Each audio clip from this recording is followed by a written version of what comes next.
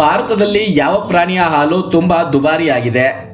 Options: A ತೋಳ, B ಒಂಟೆ, C ಕತ್ತೆ, ಡಿ ಕುದುರೆ.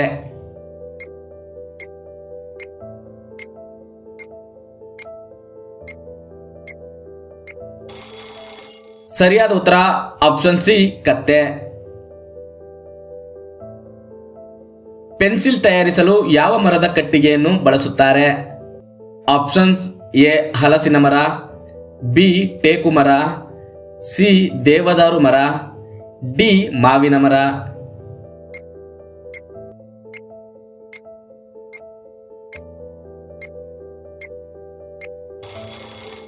ಸರಿಯಾದ ಉತ್ತರ ಆಪ್ಷನ್ ಸಿ ದೇವದಾರು ಮರವನ್ನು ಪೆನ್ಸಿಲ್ ತಯಾರಿಸಲು ಬಳಕೆ ಮಾಡುತ್ತಾರೆ.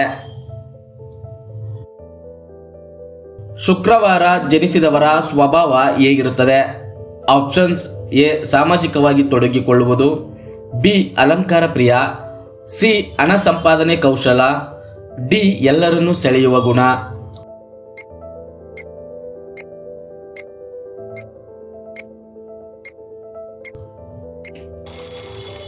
ಸರಿಯಾದ ಉತ್ತರ ಮೇಲಿನ ಎಲ್ಲವೂ. ವೀಕ್ಷಕರೇ, ಶುಕ್ರವಾರವನ್ನು ಆಳುವವನು ಶುಕ್ರ. ಶುಕ್ರವಾರ ಹುಟ್ಟಿದವರು ಹೆಚ್ಚು ಸಾಮಾಜಿಕವಾಗಿ ತೊಡಗಿಸಿಕೊಳ್ಳುತ್ತಾರೆ. ಈ ದಿನ ಜನಿಸಿದವರು ಸೌಂದರ್ಯವಂತರಾಗಿದ್ದು ಅಲಂಕಾರ ಪ್ರಿಯರೂ ಆಗಿರುತ್ತಾರೆ. ಶುಕ್ರವಾರ ಹುಟ್ಟಿದವರ ವ್ಯಕ್ತಿತ್ವವು ಆಕರ್ಷಕವಾಗಿದ್ದು ಯಾರನ್ನು ಬೇಕಾದರೂ ಸೆಳೆಯುವಂತಹ ಶಕ್ತಿ ಇವರಲ್ಲಿ ಇರುತ್ತದೆ. ಇವರು ಸುಲಭವಾಗಿ ಹಣ ಸಂಪಾದನೆ ಮಾಡುವ ಕೌಶಲ ಹೊಂದಿರುತ್ತಾರೆ. ಇವರು ಜೀವನದಲ್ಲಿ ಸಹಭಾಗಿತ್ವವನ್ನು ರೂಪಿಸಿಕೊಂಡಲ್ಲಿ ಅಭಿವೃದ್ಧಿ ಹಾಗೂ ಬೆಳವಣಿಗೆಯನ್ನು ಕಾಣುತ್ತಾರೆ. ಜೀವನದಲ್ಲಿ ಬರುವಂತಹ ತೊಂದರೆಗಳನ್ನು ನಿವಾರಿಸಲು ಮತ್ತು ಅದೃಷ್ಟವನ್ನು ಪಡೆಯಲು ಶುಕ್ರವಾರ ದಾನ ಮಾಡಿ. ಶುಕ್ರವಾರ ಜನಿಸಿದವರು ತಮ್ಮ ಸಂಗಾತಿಯನ್ನು ಸರಿಯಾಗಿಯೇ ಆಯ್ಕೆ ಮಾಡುತ್ತಾರೆ ಮತ್ತು ಜೀವನದಲ್ಲೂ ಸುಖವಾಗಿ ಇರುತ್ತಾರೆ. ಸುನಾಮಿಗಳ ನಾಡೆಂದು ಯಾವ ದೇಶವನ್ನು ಕರೆಯುತ್ತಾರೆ? Options: A Japan, B Germany, C America, D Indonesia.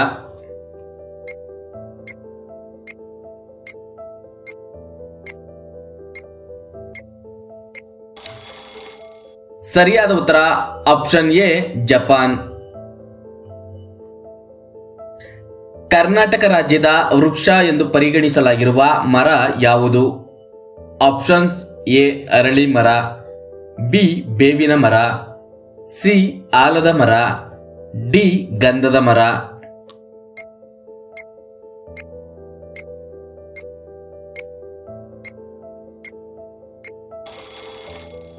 ಸರಿಯಾದ ಉತ್ತರ ಆಪ್ಷನ್ ಡಿ ಗಂಧದ ಮರ.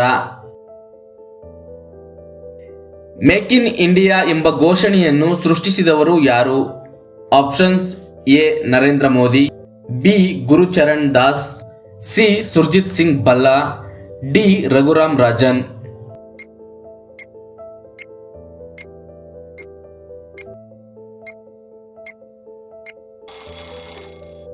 ಸರಿಯಾದ ಉತ್ತರ ಆಪ್ಷನ್ ಎ ನರೇಂದ್ರ ಮೋದಿ.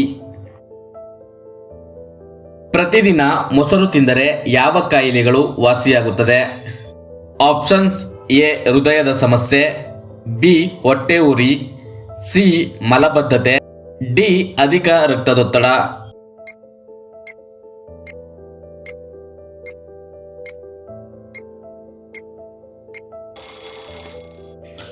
ಸರಿಯಾದ ಉತ್ತರ ಮೇಲಿನ ಎಲ್ಲವೂ.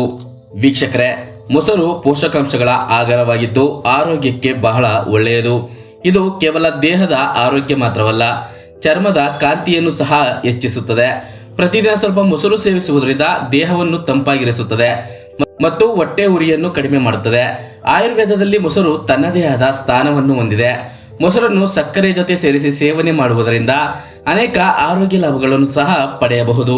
ಮೊಸರಿನಲ್ಲಿ ಕ್ಯಾಲ್ಸಿಯಂ, ವಿಟಮಿನ್ ಬಿ2, ವಿಟಮಿನ್ ಬಿ12, ಪೊಟ್ಯಾಷಿಯಂ ಮತ್ತು ಮೆಗ್ನೀಸಿಯಂನಂತಹ ಅನೇಕ ಪ್ರಮುಖವಾದ ಪೋಷಕಾಂಶಗಳನ್ನು ಒಳಗೊಂಡಿದೆ. ಇದು ಹೃದಯದ ಆರೋಗ್ಯಕ್ಕೂ ಸಹ ಒಳ್ಳೆಯದು. ಪ್ರತಿದಿನ ಮೊಸರು ತಿನ್ನುವುದರಿಂದ ಸಿಗುವ ಮತ್ತೊಂದು ಪ್ರಯೋಜನವೇನೆಂದರೆ ಕೊಲೆಸ್ಟ್ರಾಲ್ ಮಟ್ಟವನ್ನು ಕಡಿಮೆ ಮಾಡಲು ಸಹಾಯ ಮಾಡುತ್ತದೆ ಮತ್ತು ಅಧಿಕ ರಕ್ತದೊತ್ತಡದ ಅಪಾಯವನ್ನು ಕಡಿಮೆ ಮಾಡುತ್ತದೆ. ಇದು ಕೊಲೆಸ್ಟ್ರಾಲ್ ಮಟ್ಟವನ್ನು ಸಮತೋಲನಗೊಳಿಸುವ ಮೂಲಕ ಹೃದಯವನ್ನು ಆರೋಗ್ಯಕರವಾಗಿ ಮತ್ತು ಉತ್ಸಾಹಭರಿತವಾಗಿ ಇರಿಸುತ್ತದೆ. ಇದಿಷ್ಟೇ ಅಲ್ಲದೆ ಮಲಬದ್ಧತೆಯನ್ನು ಸಂಪೂರ್ಣ ಗುಣಪಡಿಸುತ್ತದೆ. ಪ್ರತಿದಿನ 1 ಕಪ್ ಮೊಸರನ್ನು ಸೇವಿಸುವುದರಿಂದ ಪೈಲ್ಸ್ ನಿಮ್ಮ ಹತ್ತಿರ ಎಂದಿಗೂ ಸುಳಿಯುವುದಿಲ್ಲ. ಮಂಗಳವಾರ ಯಾವ ದೇವರನ್ನು ಪೂಜಿಸುವುದರಿಂದ ಉತ್ತಮ ಫಲ ಸಿಗುತ್ತದೆ? Options: A Lakshmi, B Shiva, C Hanumantha, D Vishnu.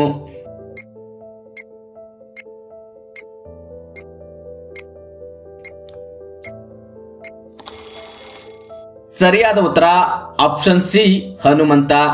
ವೀಕ್ಷಕರೇ, ಮಂಗಳವಾರದಂದು ಹನುಮಂತನ ಪೂಜೆಗೆ ವಿಶೇಷ ಮಹತ್ವವಿದೆ. ಹನುಮಂತನನ್ನು ಪೂಜೆ ಮಾಡುವುದರಿಂದ ಕಷ್ಟ ದೂರವಾಗಿ ಆರೋಗ್ಯದ ಸಮಸ್ಯೆಗಳಿಂದ ಮುಕ್ತಿ ಹೊಂದುವಿರಿ.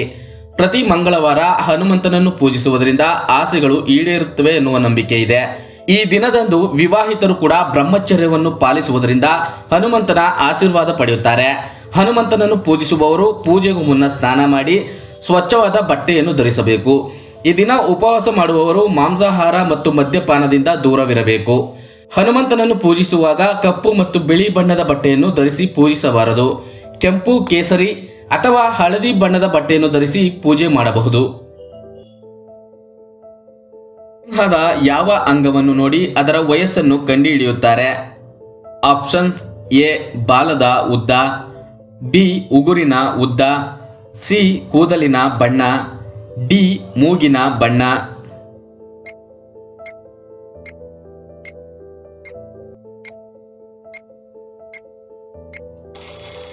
ಸರಿಯಾದ ಉತ್ತರ ಆಪ್ಷನ್ ಸಿ ಕೂದಲಿನ ಬಣ್ಣ. ಟಾಯ್ಲೆಟ್ಗೆ ಮೊಬೈಲ್ ತೆಗೆದುಕೊಂಡು ಹೋಗುವುದರಿಂದ ಏನಾಗುತ್ತದೆ? ಆಪ್ಷನ್ಸ್: ಎ ಬ್ಯಾಕ್ಟೀರಿಯಾ ಹರಡುತ್ತದೆ, ಬಿ ಸೋಂಕು ತಗುಲುತ್ತದೆ, ಸಿ ಮನಸ್ಸಿಗೆ ನೆಮ್ಮದಿ, ಡಿ ಏನೂ ಆಗುವುದಿಲ್ಲ.